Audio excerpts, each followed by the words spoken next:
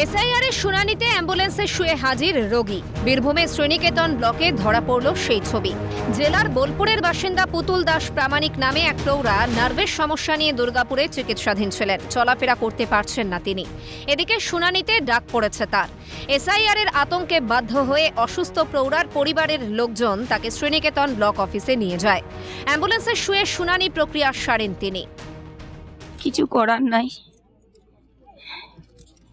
কষ্ট কতটা হচ্ছে আপনার? প্রচন্ড কষ্ট। কি চাইছেন? কি চাইছেন? একটু এই রুগীরা যাতে একটু আরামে এগুলো নিতে পারে।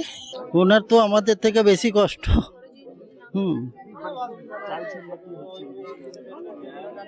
কি করা যাবে এখন, যে সরকারের যেটা সেটা তো মানতে হবে। ওই বোলপুর। ওনার নাম নেই ভেবে। তখন কোথায় ছিলেন? তখন বোম্বে থাকতেন।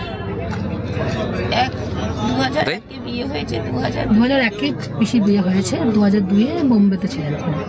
বিয়ের পর বোম্বে চলে গেছেন। তারপরে কি ভোট দিয়েছিল এখানে? হ্যাঁ, 2002 পর আছে। 85 বছর বা তার বেশি বয়সী ভোটারদের শুনানি কেন্দ্রে যেতে হবে না। অসুস্থ এবং বিশেষভাবে সক্ষমদেরও শুনানি কেন্দ্রে যেতে হবে না।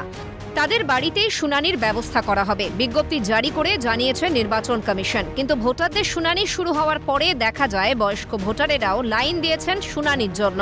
এমনকি অসুস্থ ভোটারকে অ্যাম্বুলেন্সে করে আসতে হয়েছে শুনানি কেন্দ্রে। কেন অসুস্থ রোগীকে শুনানি কেন্দ্রে আসতে হলো? এই ধরনের ঘটনা নিয়ে কমিশনের ব্যবস্থাপনা নিয়েও উঠছে প্রশ্ন। বীরভূম থেকে অমরনাথ দত্তের রিপোর্ট, ক্যালকাটা নিউজ।